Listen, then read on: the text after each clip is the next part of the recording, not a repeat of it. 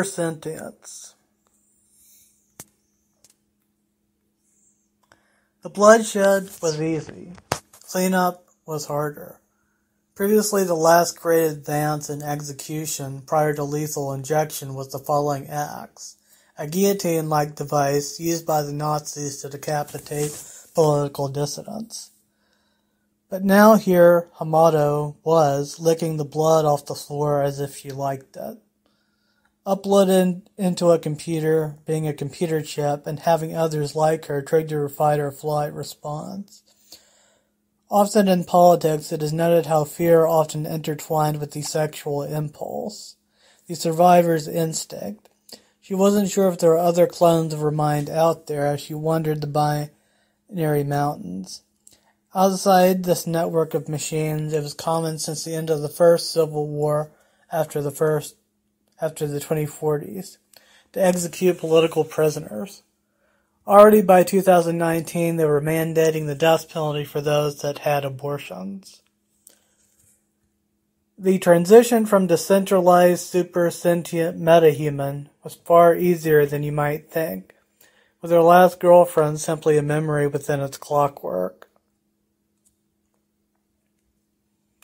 Yet at times she felt as if she had no direction.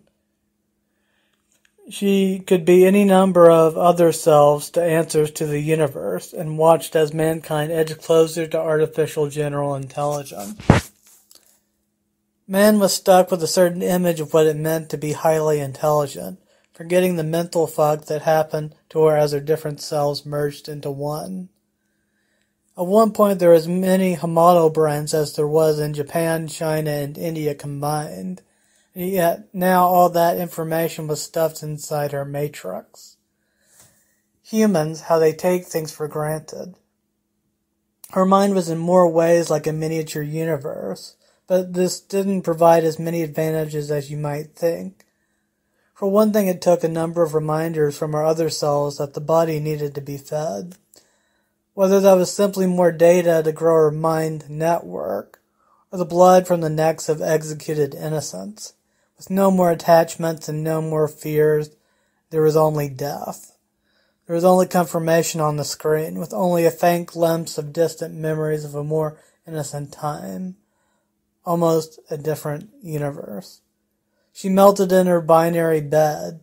She woke up in a cave, and there were several scattered parts from different war dog machines, left over from the Second Civil War.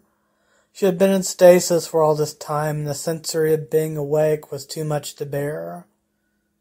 Over there in the distance was the new city, the last of only a few megalopolises. Here there were several distant corporate signs, various insurance companies, but mostly lots of fast food. Here they sold flavored thumb drives for synthetics that wanted to experience a flavor. She preferred French press, not mayo or mustard. Uploaded Fairy Part 2 Nadine's Story. Dangling like a noose. Nadine had hoped that after Worth's promise merged with reality, there would be an end to some of the social dynamics that made old social networks what they were. No more would there be social networks that made it easy to quietly observe other people's profiles, then write indirect, passive-aggressive comments about people. But over time, what happened in the digital world became increasingly commonplace in the non-digital. Nadine held onto life on a dagger's grip. I thought I could get away from some of these pricks, and yet now I encounter them even when I walk to the store. She had developed a tendency to talk to herself, and mostly chose not to express her issues when other people were around. She knew that there were two different kinds of people. People who didn't want to listen to anything you have to say, and people who wanted to do only what you want if you paid them enough. Nadine had neither the time or the cash. She spent most days avoiding both Ellen and Millie, despite claiming to have the utmost of affections. She stopped dreaming of building robot dogs. Tailored advertisements had a way of ironically talking you out of doing things you once loved. For Nadine, the love was in the flow of metallic flesh on screens. You'd think with the old corporatist government no longer in charge, people would opt to live in a worker-owned paradise. But the reality was far different, especially with the partial return of feudalism since the merge of this digital landscape. The innermost parts of the city were in modern stasis. The outer towns still chopped each other's heads off, and in between this life and the next was Purgatory Road, with a few extra layers of slime, and the purple slime continually inching forward. Nadine still held on to building her own artificial intelligence, even if she was already living with more than she could possibly need. But for her, a girl from a video game was not exactly what she had in mind. She couldn't honestly say she honestly wanted to date one, but it was one that increasingly interested her, as their relationship with Ellen became further strained. Neither Ellen or Nadine really knew each other anymore, so they were prepared to never speak again. But sometimes, as with other relationships, life gets in the way of common sense. Nadine felt like she was living in a continual nightmare where nothing was as it seemed, due to some things being holographic in nature and others of the flesh. But what she really wanted was unconditional love. What they called love in the Potato District was not so much love, as relationship arrangements out of financial convenience. Starting from the age of youth delinquents and on upwards, up until the age of 26 when people died from a purple slime infection, chose to live alone, wandering aimlessly until they died. In the darkness was Dantino, as Nadine went out for a smoke. "I thought I told you to never talk to me again," said Nadine. "I can give you the power that you seek," said Dantino. "Didn't you already try that devil's bargain? Hey, it was worth a shot, girl. Have you been? Tired always, vision fading, et toi, Darian." Dantino gently pulled in, knitting closer, taking nibbles from her neck. "But nothing the unconditional love that you seek. I seek nobody on this earth." "I don't believe that." What Nadine knew was that generally people never stuck through with their underlying loyalties. "Where have you been?" a friend would ask sometimes. Instead, after they see them again after a while, they'll tell her she's too revolutionary or exhaustingly negative. People were used to being a certain selection of rules people followed, but instead, people tended to make up rules largely on the fly and never expected themselves to obey them. For Nadine, there was only one rule that mattered. After she fell from the city in the sky, survive. What Dantino promised was more than survival, but a chance to live a normal life in less violent parts of the Potato District, far away from those who lived on federated server farms. Yet for all his charm, she couldn't help but feel that they were merely words someone uttered when one wanted to kiss their neck in bed. Instead, so much data was filled inside Nadine's head, enough to blow up a cybernetic elephant-dog hybrid, its radioactive purple slime littering the landscape of the sidewalks. Nadine drew with her own blood, communist signs on sidewalks, midnight eclipse.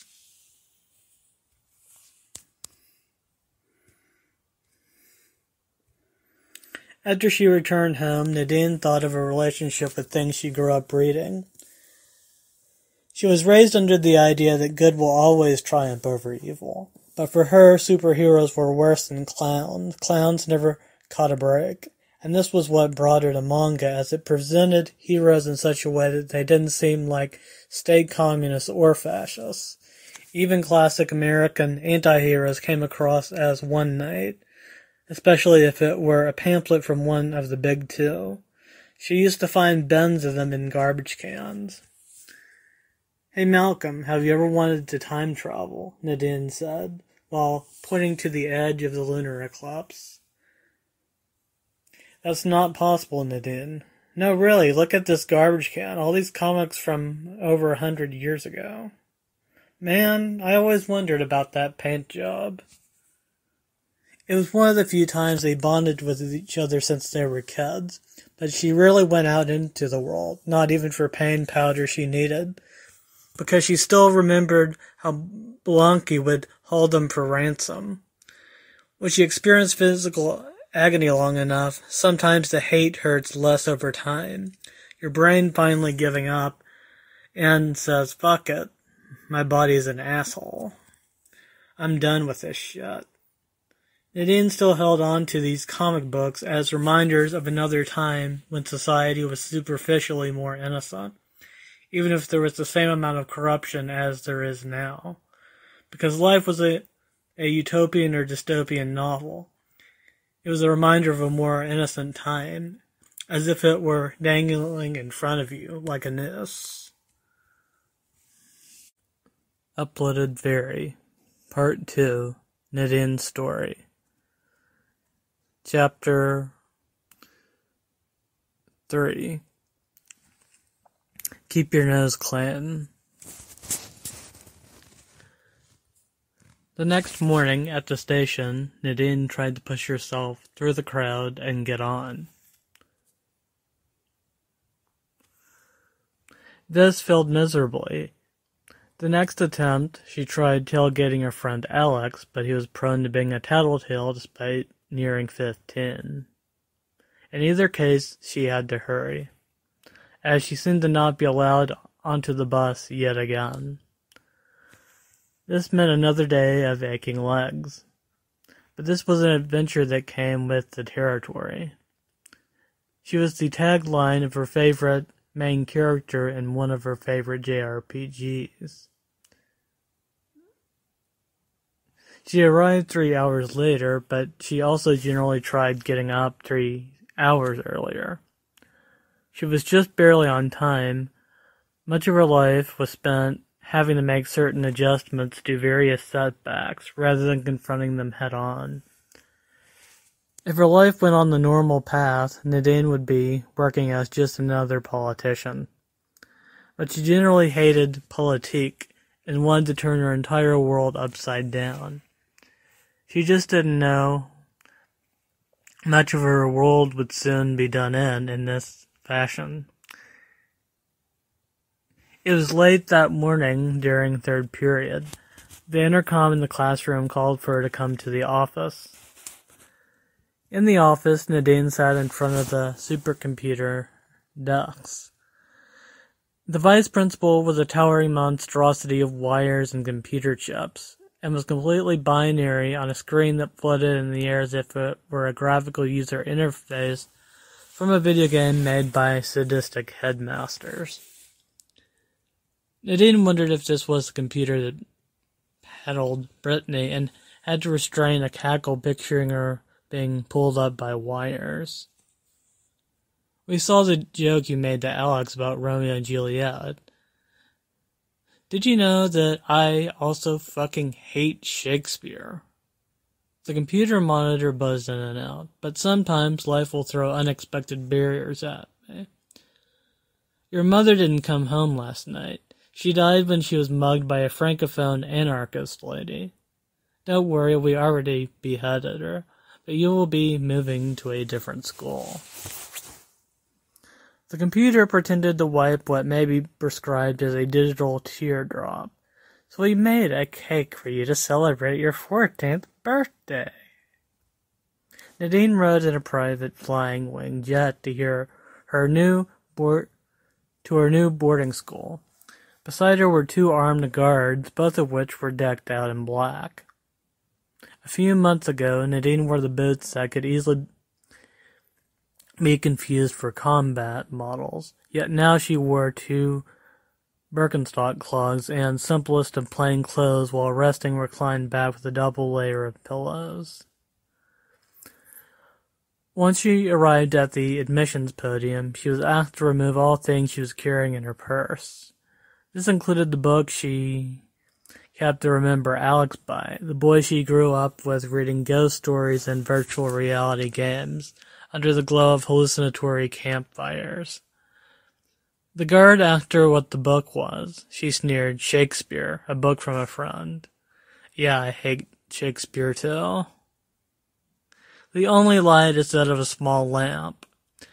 Nadine put her bag into the closet, and while doing so she began to have the creeping feeling of isolation and despair. The room was modified from an old asylum cell block, the walls covered in white paint to wash away the blood of a now seemingly distant era. Previously, the EU had taken over the United States during the Second American Revolution. You might think this was an anarcho-communist dream true until the EU had resolved to replace lethal injection with the National Razor crossbow. The EU lost more territory than the old United States had ever owned, much of it because the US was heading leftward while Europe was heading increasingly rightward, thanks to presidents like Marine Le Pen. And now, Nadine rested in a prison originally designed for political prisoners treated as if they're anachronistic personalities that were a product of madness. Thus she dreaded living in a place that was the stronghold of a now distant, decaying empire. Her work desk looked like it was made of wood, but in fact was made out of biodegradable plastic, made to look like such, and the shoes modeled after the 19th century Dutch were of similar material. This was part of their failed green energy policy. It failed not because it was false, but because nobody ever considered the degrading ecosystem of the earth. She heard footsteps in the hall. She peeked outside her peek-hole in the door. "Hey, it's Michael. Can I come in?" he said. Michael was to be one of her roommates. Despite the fact that she was a trans girl, the school still treated her as if she was male. She turned the knob to let him in. "Need any help unpacking?" "I'm almost done, but feel free if you think there's anything I didn't unpack," Nadine said, and leaned in closer to hear the beating of his heart, to know another human was there. "So who are you?" Michael said, gently brushing Nadine's hair. "The name's Nadine.